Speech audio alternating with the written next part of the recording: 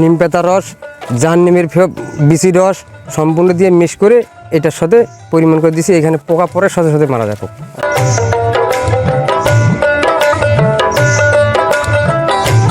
কমলা এবং মালটা মিলে 960টার মতো গাছ আছে। আমি এখানে দৈনিক কাজ করি, মাসিক বেতন দেয়। কৃষি হচ্ছে বাংলাদেশের অর্থনীতির প্রাণ। প্রাচীন কাল থেকেই বাংলার মানুষের জীবন জীবিকা ছিল কৃষি নির্ভর বাংলাকে সমৃদ্ধ করার প্রত্যয়ে নীলফামারীর ডোমার উপজেলার জোড়াবাড়ি ইউনিয়নের মির্জাগঞ্জ গ্রামের রাজশাহী বিশ্ববিদ্যালয়ের শিক্ষার্থী ফারাদুজ্জামান ফাহিম প্রতিষ্ঠা করেছেন ফরিদা অ্যাগ্রো ফার্ম। ফারাদুজ্জামান ফাহিমের প্রতিষ্ঠিত ফরিদা অ্যাগ্রো ফার্মের উদ্যোগে 2021 সালে মির্জাগঞ্জ গ্রামে 3 একর জমির উপর প্রতিষ্ঠা করা হয় একটি বিশাল মালটা বাগান। বাগানটা আমার মূলত হচ্ছে প্রতিষ্ঠা করা হয় 2021 সালের জুলাই মাসে। এই বাগানে গাছ আছে টোটাল মিশ্র বাগান, তো কমলা এবং মালটা মিলে 960টার মতো গাছ আছে এই বাগানে। দৃষ্টিনন্দন এই মালটা বাগানটিতে এবছর বাম্পার ফলন এসেছে। মালটা গাছ ও ফলের রোগ নিরাময়ে রাসায়নিক কীটনাশক ব্যবহারের পরিবর্তে প্রাকৃতিক উপায়ে উদ্ভাবিত জৈব রাসায়নিক কীটনাশক ব্যবহার করছেন ফারাদুজ্জামান ফাহিম। আপনার বাগানে একটি ব্যতিক্রম বিষয় দেখছি, সেটি হলো যে জৈব রাসায়নিক প্রক্রিয়ায় আপনারা কীটনাশক দমন করছেন। এই প্রক্রিয়াটায় আপনারা ব্যবহার করছেন এবং এই কি ব্যবহার করছেন এবং ব্যবহারের ফলে কিভাবে উপকৃত হচ্ছেন? আচ্ছা, আপনি জানেন যে ফরিদা অ্যাগ্রোর এক এবং অভীষ্ট লক্ষ্য হচ্ছে নিরাপদ ফল উৎপাদন। তো সেই জায়গা থেকে আমরা চেষ্টা করি যে প্রাকৃতিক উপায়ে কীটনাশক এবং হচ্ছে পোকামাকড় এবং দমন করার, সেই জায়গা থেকে হচ্ছে আমরা বিভিন্ন প্রাকৃতিক উপায়ে নির্যাস তৈরি করে সেটা স্প্রে করি। আর দ্বিতীয়ত হচ্ছে যে এটা ছিদ্রকারী পোকা, মালটার যেটা একবারে হচ্ছে খুব ভালোই বিপদ ডেকে আনে, সেটা দমনের জন্য আমাদের এই হচ্ছে প্রাকৃতিক উপায়ে এটাকে বলে ফেরামন ট্র্যাপ। এই হচ্ছে বক্সে একটা হরমোন হচ্ছে লাগানো হয়, সেই হরমোনকে আকৃষ্ট করে পোকা এসে এখানে যে ওই নির্যাস দেওয়া আছে সেখানে পড়ে মারা যায়। ফারাদুজ্জামান ফাহিমের প্রতিষ্ঠিত ফরিদা অ্যাগ্রো ফার্মের মালটা বাগান ছাড়াও রয়েছে মৎস্য খামার প্রকল্প প্রজেক্ট। বাগানের প্রকল্পের পাশাপাশি ফরিদা অ্যাগ্রো ফার্মের আর কি রকমের প্রকল্প রয়েছে? আচ্ছা, আপনি শুধু ফরিদা অ্যাগ্রো আসলে বাগান নিয়েই সীমাবদ্ধ না, আমরা মাছ চাষে সাথে যুক্ত আছি। ফরিদা অ্যাগ্রোর মৎস্য খামার আছে, সেখানে মূলত আমরা কার্প জাতীয় মাছের পোনা উৎপাদন করি, রেণু থেকে পোনা উৎপাদন করি। তো আপনারা চাইলে যে কোনো রেণুর যে পোনার কাপ জাতীয়, সেটা আমি যে কোনো সময় আপনাদের সরবরাহ করতে পারবো। ফরিদা অ্যাগ্রো ফার্মের বিভিন্ন প্রকল্পে সৃষ্টি হয়েছে নতুন নতুন কর্মসংস্থান। এই বাগানে কাজ করি আমি সহ আর অনেক লোক কাজ করি জীবন জীবিকা চালাচ্ছি, সুন্দর চলতেছি। চাচা, আপনি কি এই বাগানে কাজ করেন? জি, আমি এই বাগানে কাজ করি। এই বাগান দেখাশোনা করি। এর পাশাপাশি আমি মাছ চাষ আছে, মাছ পুকুরে ওদিকে দেখাশোনা করি, মাছ খামারে থাকি। আচ্ছা, তাহলে আপনার যে এই বাগান থেকে যে আপনি যে পারিশ্রমিক পান, এখানে যে আপনি কাজ করে যে পারিশ্রমিক পান, এই পারিশ্রমিক দিয়ে আপনার কি জীবন চলে? আমরা এখানে আছি 5 জন। এই 5 জনে আমাদের বাড়ির সংসার সুন্দরভাবে চলতেছে এই খামার থেকে, আর এই বাগান থেকে আমাদের সংসার চলতেছে সুন্দর।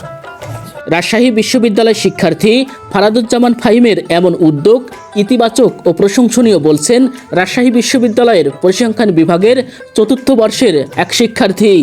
আসলে ফরিদা অ্যাগ্রো ফার্মের যে আপনি যতটুকু দেখালেন, এটা শুধু একটা মালটা বাগান, এর সাথে সাথে ওর কিন্তু আরেকটা কৃষি ফার্ম আছে, যেটাতে মৎস্য যেটা বলতেছি আমরা। এইটা দিয়ে কি হয়েছে, আমাদের ইকোনমিক্যাল যে চাকাটা, গ্রামীণ অর্থনীতিতে ইকোনমিক্যাল যে চাকাটা, অনেক মানুষের কর্মসংস্থান, আগে যে দেখাইলেন কিছুক্ষণ আগে, অনেক মানুষ এখানে কাজ করতেছে। তারা আগে বিভিন্ন জায়গায় রিক্সা চালাইতো বা অনেক কাজ করতো, তারা এখন পরিবারের সাথে থাকে, এলাকায় কাজ করে তাদের নিজের পরিবারটাকে খুব সুন্দরভাবে চালাইতে পারতেছে। এর সাথে সাথে কি হয়েছে, আমাদের মতো তরুণদের জন্য এটা একটা অনুপ্রেরণা হয়ে দাঁড়াইছে, যে আমরা শুধুমাত্র চাকরির পিছনে না ছুটে আমরা নিজের এলাকায় নিজের অর্থনীতিকে ডেভেলপ করে আমরা কিছু করতে পারবো, যেখানে অনেক মানুষের কর্মসংস্থান হবে এবং সাথে সাথে এটা আমাদের জন্য উজ্জ্বল দৃষ্টান্ত হবে। এটা দিয়ে কি হবে, এলাকার মানুষের যে পুষ্টির গুণাগুণ এগুলো অনেকটা পূর্ণ হবে, সাথে সাথে করে এটা আরও বিভিন্ন জায়গায় হবে। এটা যখন বড় পরিধি যখন আরও বড় হয়ে যাবে, তখন এটা যদি ওরকমভাবে ফাইম চেষ্টা করে, এটাকে সে দেশের বাইরেও রপ্তানি করতে পারবে, যেটা আমাদের জিডিপিতেও প্রভাব ফেলতে পারে। ধন্যবাদ।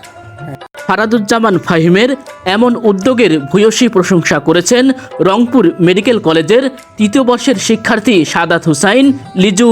আমার বন্ধু ফাহিম যে কার্যক্রমগুলো করতেছে বর্তমান, যে মালটার বাগান, তারপর মৎস্য চাষ, ঠিক আছে, এগুলো মানে আসলে এগুলো খুবই প্রশংসনীয় দাবিদার।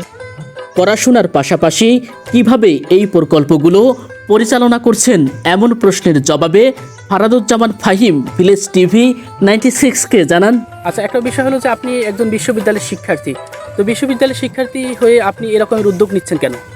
আচ্ছা দেখেন, হচ্ছে বর্তমান এই আধুনিক যুগে এসে সবাই যে চাকরি করবে বা চাকরির পেছনে ঝুঁকবে, বিষয়টা এমন না। যাই হোক, নিজে কিছু করতে হবে, সেটা যদি উদ্যোক্তা হওয়া যায়, এন্টারপ্রেনিয়র, তো সেখানে আরও মানুষের কর্মসংস্থান সৃষ্টি হবে।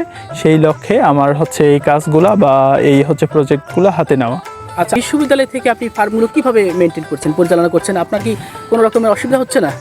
দেখেন, একটু তো হচ্ছে প্রকল্পগুলো হচ্ছে রানিং করার জন্য বা হচ্ছে কি বলি মনিটরিং করার জন্য একটু সময় তো দিতেই হয়। সেক্ষেত্রে আমি পারতপক্ষে চেষ্টা করি যে আমার ক্যাম্পাস যখন করে অফ থাকে আমি এসে বিষয়গুলো নিজে হচ্ছে প্র্যাকটিক্যাল মাঠ পর্যায়ে থেকে মনিটরিং করার, প্লাস হচ্ছে আমার তো লোক নিয়োগ করা আছে, তারাই সার্বক্ষণিক হচ্ছে দেখাশোনা করে। আর এবং যেখানে তারা কোনো পরামর্শ বা কোনো সিদ্ধান্তের জায়গায় আমাকে মনে করে আমাকে ফোন দিলে আমি মোটামুটি তাদের সিদ্ধান্ত বা পরামর্শ দেওয়ার চেষ্টা করি। আচ্ছা, তো আপনার যে প্রকল্প, এই প্রকল্প দেখে আসলে আমি অভিভূত এবং বেশ কয়েকজন মানুষের কর্মসংস্থান হয়েছে, এবং এই যে আপনার প্রকল্প প্রজেক্টগুলো গ্রামীণ অর্থনীতিতে একটা বড় ভূমিকা রাখতে শুরু করেছে। তো সেই হিসাবে আমি আপনাকে বলতে পারি যে আপনি তরুণদের জন্য একটা অনুপ্রেরণা। তো আপনি তরুণদের জন্য আপনি আসলে আপনার বার্তাটা কি? আচ্ছা, ঠিকই আছে। দেখেন, এখন তরুণ হিসেবে কেউ যদি মোটামুটি অন্তত যারা গ্রাজুয়েশন কমপ্লিট করছে, চাকরি বা চাকরি হয় নাই এরকম কেউ যদি মনে করে যে আমি উদ্যোক্তা হব, এরকম হচ্ছে প্রত্যাশার জায়গা ব্যক্ত করে বা এবং হচ্ছে কিছু কিছু প্রজেক্ট, আমি তো কৃষি নিয়ে কাজ করতেছি, সে যদি কৃষিতে আসতে চায় তো তাকে সদর অভ্যর্থনা, আমি তাকে গ্রহণ করব এবং যে কোনো পরামর্শে আমি তাকে সহযোগিতা করার চেষ্টা করব। দেশ টিভির পক্ষ থেকে আপনাকে অসংখ্য ধন্যবাদ। থ্যাংক ইউ আপনারা আসছেন, আমি খুবই খুশি হয়েছি এবং আপনাদের মাধ্যমে যে আমার এই প্রজেক্টগুলোর পরিধি বিস্তার হচ্ছে ব্যাপকভাবে প্রচারণা পাচ্ছে বা হচ্ছে তরুণরা জানতে পারতেছে, তো সেজন্য আপনাদের অনেক অসংখ্য ধন্যবাদ।